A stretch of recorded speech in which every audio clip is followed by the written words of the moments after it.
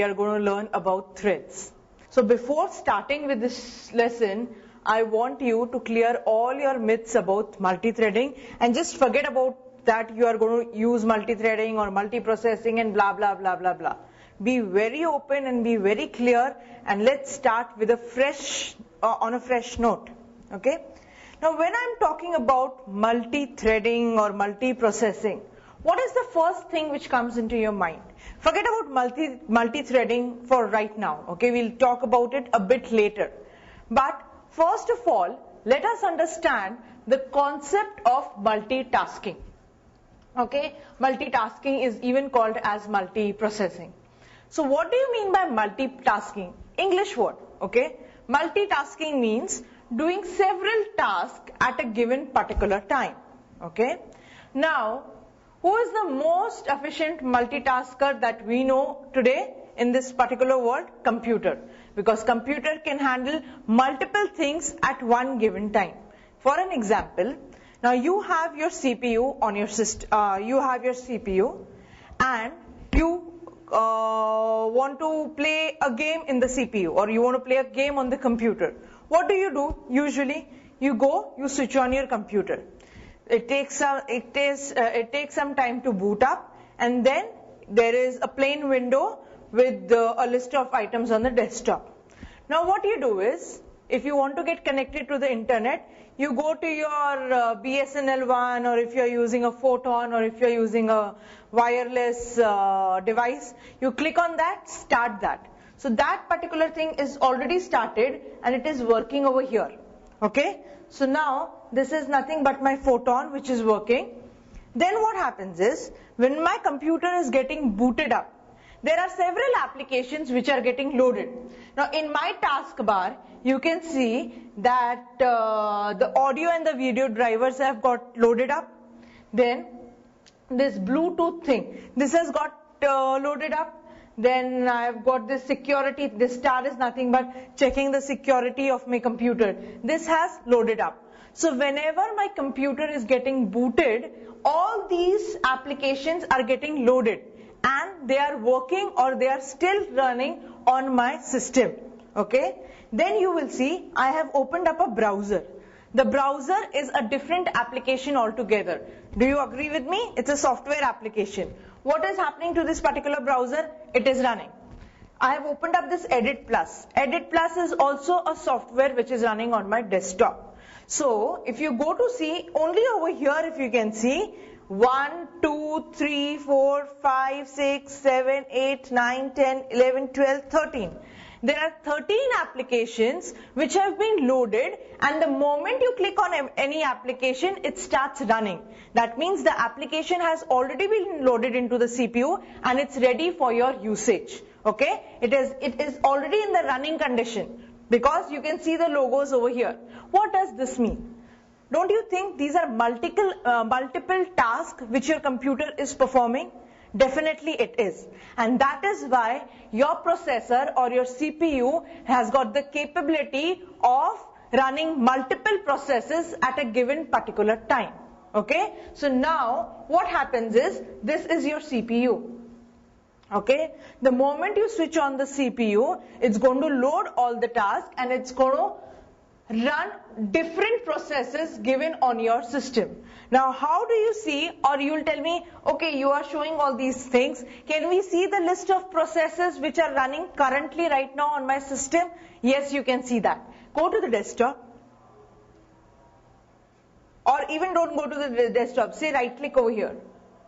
Okay, so right click over here, go to the task manager. No, right click on this taskbar. Go to the task manager. Okay, now go to processes. These are the multiple processes. You can see the list of all the processes which are running at a given particular time. Now you would say that in order to run all these processes at a given particular time, do I have so many CPUs? No, you don't have so many CPUs. You've got only one CPU, and that particular one CPU is capable of running all these processes at a given particular time, and this particular program is, or this particular mechanism is called as parallel processing, which means all the given processes run at a given particular time.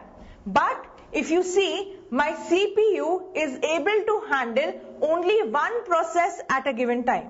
You will say, what is this lady saying? First of all, she says, my CPU is handling all the processes at a given particular time. Then she says that CPU is capable of handling only one process at a time. How is this possible? See, what happens is, whenever you have all these programs, let us call this as Edit Plus, let us call this as the browser, and let us call this as the internet application which is running on my system. Your CPU, remember, any kind of CPU which you have on your system or on your computer is capable of running one process at a given particular time. But you see multiple processes. How is this possible? This is possible with the help of something called as time scheduling. Okay, or you can, there are multiple algorithms on which your parallel processing is based. One of the algorithms is time scheduling, the other is your frequency scheduling, the other is your LRU, that is least recently used scheduling, and all that stuff. Okay, now let's understand what does this time scheduling does. See, CPU can perform only one task at a time, and that is period. Okay, nobody can change this rule. What happens is, CPU says, see boss, you can run an application but only for 10 milliseconds at a given time. So what happens is, Edit Plus says, please edit, I am starting this particular program of Edit Plus. It runs for 10 seconds and then it halts. Then the CPU is given to the browser. The browser runs for 10 milliseconds and then it stops. Then the CPU is given to your internet application. It runs for 10 milliseconds and it again stops. Then the chance again comes of your Edit Plus. Where it had stopped, it resumes from that particular point, and then again 10 milliseconds are given to Edit Plus, it stops. Now before you realize that my application is not actually working, but it has been given to a different process altogether, the time of your application comes again. For a human, it is very difficult to understand, okay boss, this particular application is not working on my CPU, but the application is going to come, or the application is going to get processed when my turn comes. Okay? For you, you will think that it is running parallel. That means Edit Plus is taking one CPU, browser is taking one CPU, internet application is taking one CPU. You would think it like that, but it is not like that. I am going to give time slots to all these different applications, and the moment the time is over, I'm going to snatch away the CPU from the Edit Plus and give it to the browser. The browser will run for 10 milliseconds. Again, I'm going to snatch it and give it to Internet Explorer or my internet application. Now, you guys must have observed that sometimes your program hangs. Okay? You are clicking on all the buttons you have, but nothing is being done. At that time you say, "Arey yaar, my computer has become very slow." Or you will say that I'm clicking on something, my computer is getting hanged. That is because there are many applications which are running at that particular point simultaneously, and for your turn to come of your browser, for browser's turn to come, it would take a couple of minutes or it would take a couple of seconds. So you will have to wait till the time the browser application comes. Okay? Are you understanding? And you will see that it was your browser was getting stuck for few seconds, and then it is normally processing now. It only means that your CPU is overloaded. It will take some time to sort out all the processes and take one by one at a time. Okay? So, whenever multiple processes are being done by a single CPU at a given particular time, I will say, or it is said that CPU is capable to perform multiprocess, or the CPU is a multiprocessor. Did you get this clearly? Okay, so now my CPU is able to handle multiple processes at a given particular time, and my CPU is doing multiprocessing. Now what do you mean by multi-threading, or how multi-threading is different than multiple processing? I hope the term multiple processing or multitasking is clear. Okay, multiprocessing and multitasking is nothing but parallel execution of your applications or of your different processes or of your different applications done at a time. So whenever we are talking about multi-threading or we are talking about multiprocessing, it is nothing but parallel execution of multiple threads, or the parallel execution of multiple tasks, or parallel execution of multiple processes at a given particular time is called as multitasking or multi-threading respectively. Okay. Now we have to understand, what do you mean by a task? We came to know what does multi means. Okay. Now we have got to concentrate on what is the difference between task and what is the difference between a thread. How is a thread different from a task? Task you people came to know. Edit Plus is one task, and browser is one task, and your internet application is one task, your audio video drivers is one task. But what is a thread? Now let's understand what a thread is and how is it different from a particular process. Now in a given program, okay, now suppose I have an application of a stock exchange. Let me rub this. Now we would be talking about an application. I hope you understood what does parallel means. We would be talking about an application now. What is a given application? Have you written any applications in Java before? Yes, you have. Anything what we write in main, and if the main executes properly and exits normally, that particular thing can be called as an application. Okay. Now what happens is, whenever you are entering into your main, suppose if I have methods, now when we are taking a stock exchange application, we will have methods related to it only. The first method is alerts on buying stocks. Okay. Second is alerts on selling stocks. Third is history of a particular company.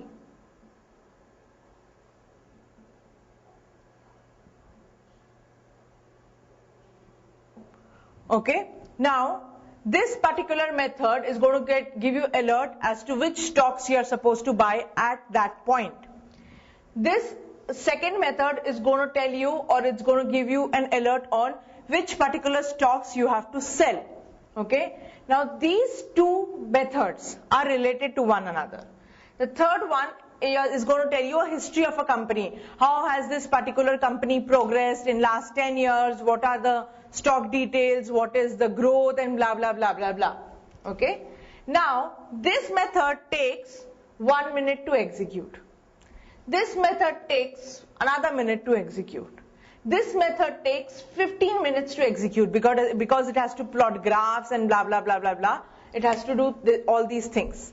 Now if I am creating a stock exchange application, what would happen? This is working perfectly fine. This is working perfectly fine. This is working perfectly fine. I am going to call all these methods in main, right? So I am going to say M1. Okay, M1 is nothing but alerts on buy. I am going to say M2. M2 is nothing but alerts on sell. And then I am going to call method called as M3. M3 is nothing but history of a particular company. Now this main method would be in a while loop. That means this application is never going to halt. It is going to keep on running. So after I execute M1, after I execute M2, after I execute M3, I will again go into the while loop and execute M1, M2, M3. Because from morning 7 o'clock till evening 7 o'clock, I want this application to run. Okay, now I've created this beautiful application.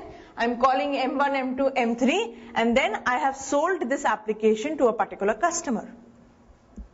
Now a customer will say, oh, I won't have to depend on TV, or I don't have to depend on any other resources. I've got my own application. First day, he receives alerts on buying sales. Okay, then based on the alerts, he buys the shares. Then he receives an alert on selling the shares. Based on the alert, he does that. Now, he is viewing a history of a particular company. He must have said that, okay boss, I want to see Reliance Group ka history. Now, when this particular application or when this particular method is getting executed, okay, how many minutes is this particular application going to take? It's going to take 15 minutes, okay?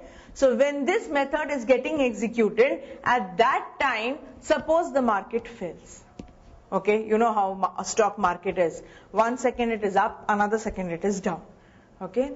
Now, in this particular condition, whatever I have done over here has completely collapsed when this particular method was running.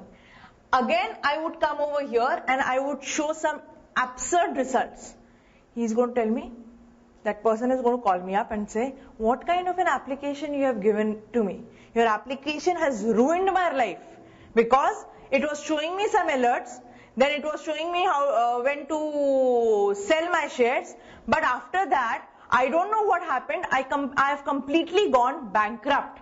Now, whose problem is it? Is it the problem of the software? No, it is not, because I have written what? I have written correct code, or I have written correct logic to give me alerts on buying shares, give me alerts on selling shares, and doing the historical analysis of a particular company. So the problem is not with the engineer. Then whose problem it is? Is it of the person who bought the application? No. That poor chap does not know a thing about computer. Then whose problem is it? Is it of the stock market? You can't even blame the stock market, because it is going to be like how it was 10 years earlier. One second up, the other second down. So the problem is with whom? The problem is with my CPU or with my computer, because what I have done over here, I execute M1, then I execute M2, and then I execute M3. Okay? But this is called as serial processing, when one method is getting executed after another method. Okay? When M1 is getting executed, I cannot say M2, you please execute. No, even when M1 is executing, I cannot do that. Till the time M1 does not finish its execution, I have to wait. Okay? Once M1 has finished the execution, I am going to call M2. Once M2 has finished, I am going to call M3. Now when M3 is working, okay, at that time, I cannot say, M3, you stop, because the stock market is falling or the stock market is rising, so M1 is going to perform. I cannot say that, because it has been designed in this way that M1 should be called, M3 should be called after M2 has completed. M2 should be called after M1 has completed. So what is this case? Is it a serial processing or is it a parallel processing? It is a serial processing. One have to wait after the other. So I would say, oh my God, it would have been really good if I could say M1, you execute independently. Okay, now M2 is going to get completed or M2 is going to get called only after M1 has finished. So here what am I saying? Oh God, please help me in a way where M1 can execute independently, M2 can execute independently, and M3 should execute independently. Okay? M1 should not depend on M2, M2 should not depend on M3, and all the three of them should be parallelly executing within a given application. Now this is possible with the help of threads. You will create thread for each and every method. I will create a thread for M1, I will create a thread for M2, and I'll create a thread for M3 and ask those threads to run parallelly. threads are like are similar to your processes, but they are running within the application. Okay. Now, why one should use threads and one should not use different processes? You will say, ma'am, we can create a class, we can create a main and only call M1. We can create another application and only call M2. We can create another application and only call M3. So now I will have 3 mains which are running parallelly. Okay. Now this would be one process, this would be one process, this would be one process. But you are not supposed to do so. Okay, because there is a difference between a process and there is a difference between a thread. Now now I'm just about to explain you what is the difference between the two. What happens is, when you have a single processor, okay, I've told you this earlier, that this particular switching which happens between one process to another process is based on different algorithms. It can be your time slot algorithm, it can be your frequency algorithm, it can be your listen reuse algorithm, it can be your round robin algorithm, it can be anything. Okay. What happens is, you have a single processor over here. Okay. Your edit plus is working for 15 milliseconds. Now, whenever an application is working, it will have address space. Okay, I hope you people are familiar with what address space and all those things mean. Okay, so when a given particular application is working or it is getting executed, it will have an address space. Address space is nothing but which is going to tell you which instruction was currently going on. The address of the instruction set. Okay. Now, it will have an address space. It's going to have a different address space because it's running as a different process altogether. Now, it will have data. Now, suppose in edit plus, I have opened a new text and I'm writing some data into it. So, what I need to do is, I need to restore this address space as well as data. I'm going to push it into the registers. Okay. I'm going to push it into registers. I'm going to store the data. What was there in edit plus, I'm going to store the value of address space. Then I'm going to make my buffers free. Then which application is over here? Browser. I am going to start, I will ask browser to load its address space and to load the data from the data registers into the current CPU. Now this will process for 10 milliseconds. After that, it's the turn of your internet application or your internet ZTE or your photon application.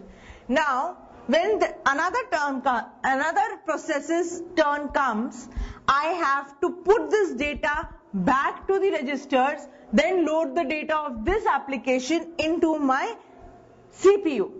This takes time. Unloading of another process and loading of other process. This particular concept is called as context switching, and context switching takes it does not take 2 or 3 seconds or 1 or 2 minutes. It takes an amount, but this amount is sufficiently large enough. Okay, so the amount which is lost in context switching is large enough. If you have applications, your time critical applications like a stock market, then you should not waste time in having different processes, but you should have a thread, or you should make use of a thread. Whenever you are talking about threads does not lose time in switching because they are within the same process. See, what happens is, whenever you are switching processes, I'll explain this once more. Whenever you are switching processes, the data or the metadata of a particular process needs to be unloaded. Okay? The current application or the current process which was going on to the CPU, if the time has exhausted, you should unload all the data into a register. Then the process which is going to get loaded You have to first take the data and load it onto the CPU, then run for 10 milliseconds.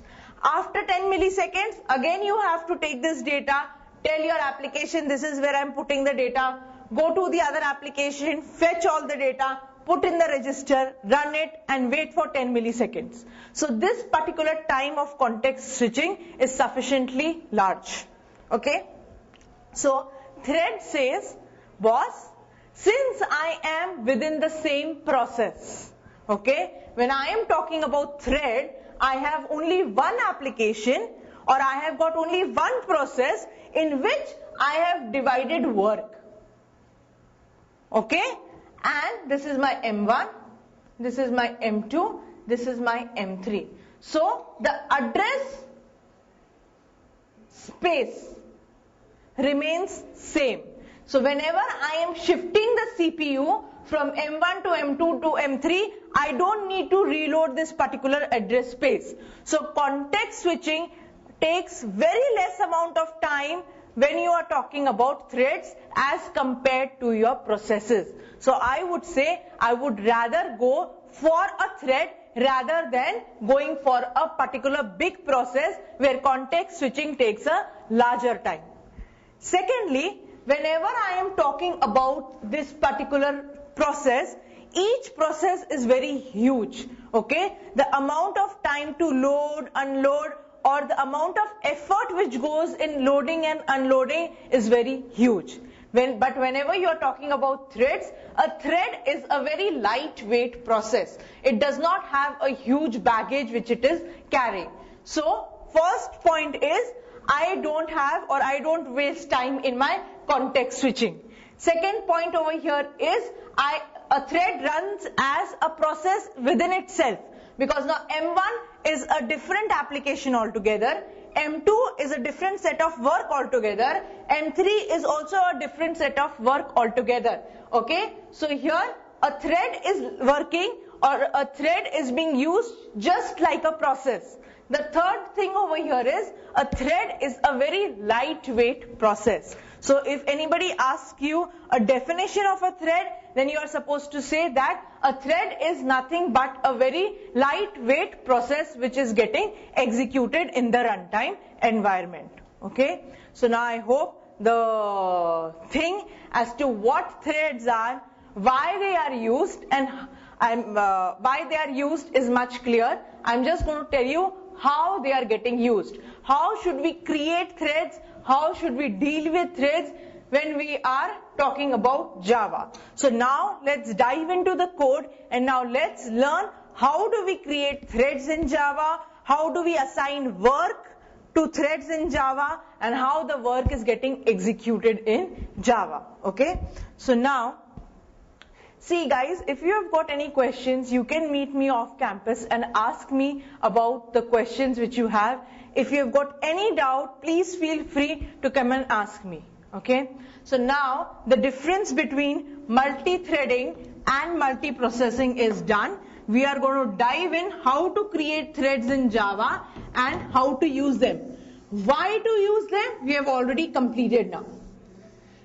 Now whenever you're talking about threads, there are two ways of creating threads in Java. Okay, the most popular ways of creating threads in Java is, the first is implementing a runnable interface. Second is through inheritance. So whenever you are talking about threads in Java, and if you want to create threads, there are two ways. One is getting extended with the help of inheritance. Second is implementing a runnable interfaces or creating runnable classes. So first of all, we will have a look at how to create a thread using runnable classes. Okay, now the most important question over here is, what are runnable classes and how do they get created? Okay, so now any class can be a runnable class if you implement a runnable interface. So let's go ahead and create a runnable class. Just have a look as to how am I creating a runnable class. So now let's go to our edit plus and say file, new, Java.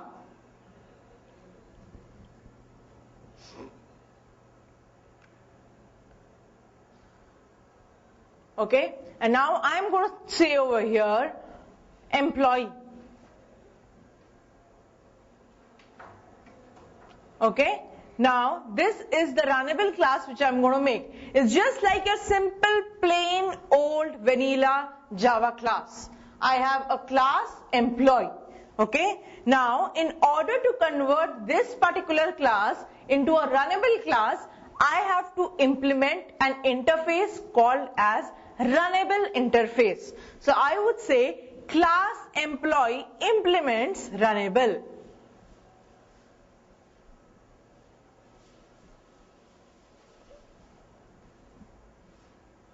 Okay, now let's do one thing. Let's go to the interface and see what does or which methods does this runnable interface has got. Because as you know, the moment you implement any interface, you have to provide the body for that particular method which is defined in an interface. So I'm going to go to the runnable interface and see which methods are there which I need to implement. There is only one method and it is called as run.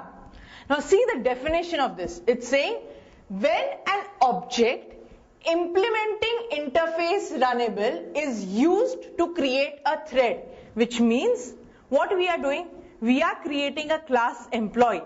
Why are we creating a class employee? So that we can create a thread.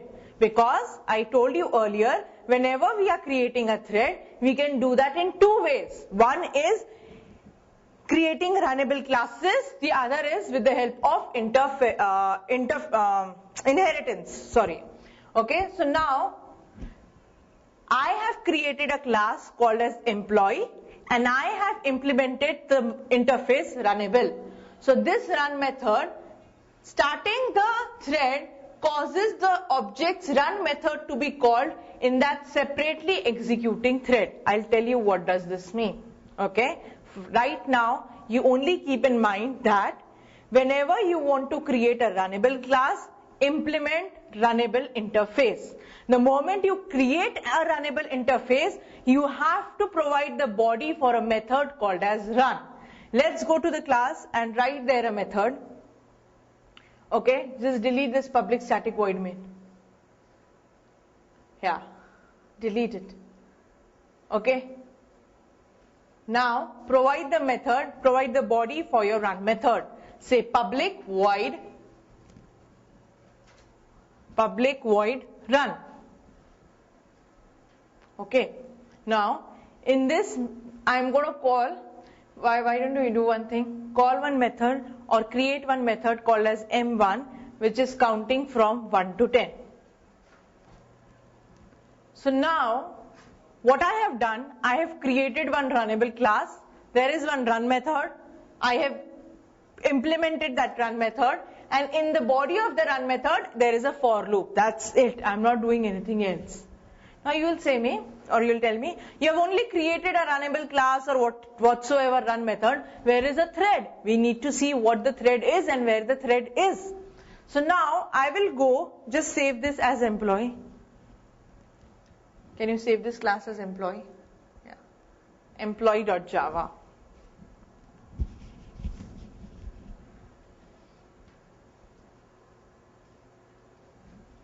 Employee.java. Okay, save it. Now I am going to create another class with a main. Okay, let that class be test. So create a new class. It's going to be an executable class. Class test. That's it. Okay, and now here in the main, I am going to create an object of my runnable class. So I would say employee equal to new employee. Look at the way how am I creating a thread. Okay, whenever you create a thread, what is a thread? A thread is nothing but it is called a process in execution. Which process? What do I want, or what I want that my thread should do? thread should not only start and be standing over here looking at you, no? I want my thread to count from 1 to 10. So to see how am I going to make a thread and let it count from 1 to 10. Okay? I have created an employee or I have created an object of runnable class. My work is done over here. Now I need to create an object of thread. I would say thread T equal to new thread. Now you would say, what is this man saying? If we were supposed to create a thread by just creating a Java class, then why create a runnable interface and all those things? We would have simply said, no, thread T equal to new thread. Here a thread gets created. No, it does not. What happens is, you are creating a thread over here. Agreed.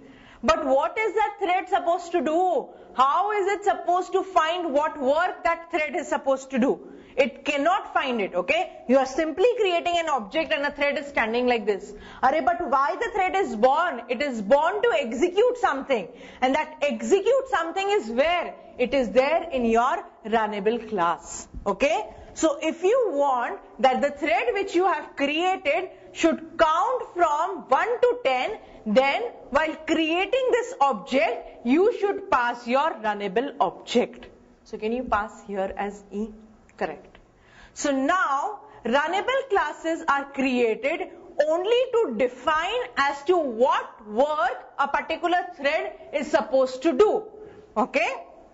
When you create a thread, at the time of construction, you are supposed to pass that runnable object to the thread. So when the thread is going to get executed, the thread knows that I have been born to do some work over here. I just did not get born to stand and hatch eggs over here.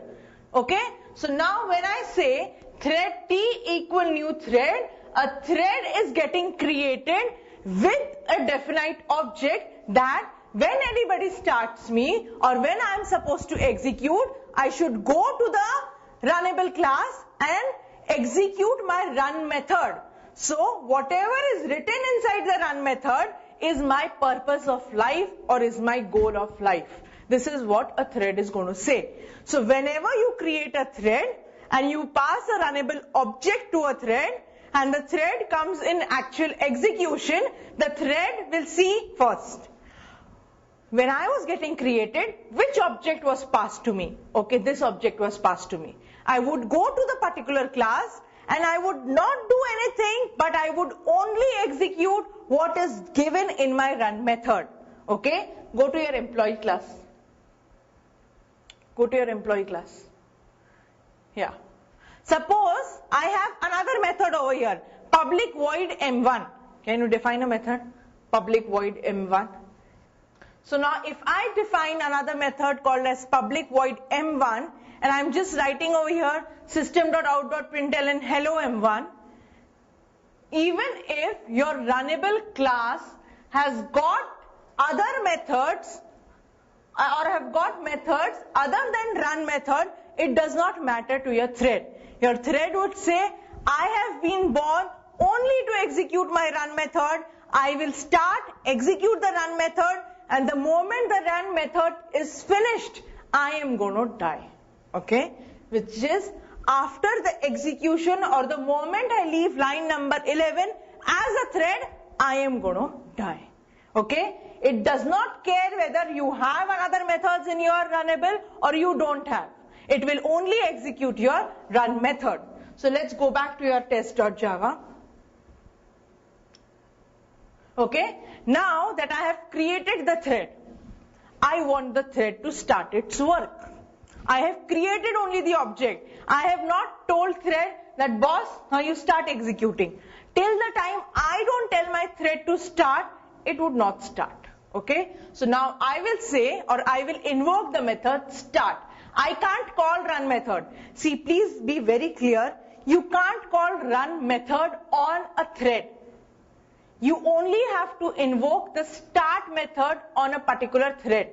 Okay, and the thread will go to the run method automatically. You can't say thread I have created, now I am going to say t.run. You can't say that. You only have to say t.start. Now the moment what you are doing, you are not calling any run over here. You have only started the thread. The moment this line is getting executed, or the moment the thread is getting started, it will fetch for its run method and execute it. Now let's go to the command prompt and execute this. After execution, we'll stop. Run. Go to the command prompt.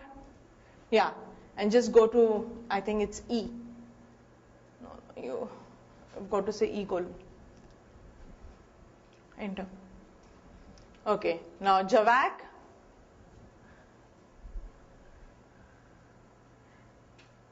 employee.java test.java. Okay, star.java now. Star means all the files having a Java extension will compile.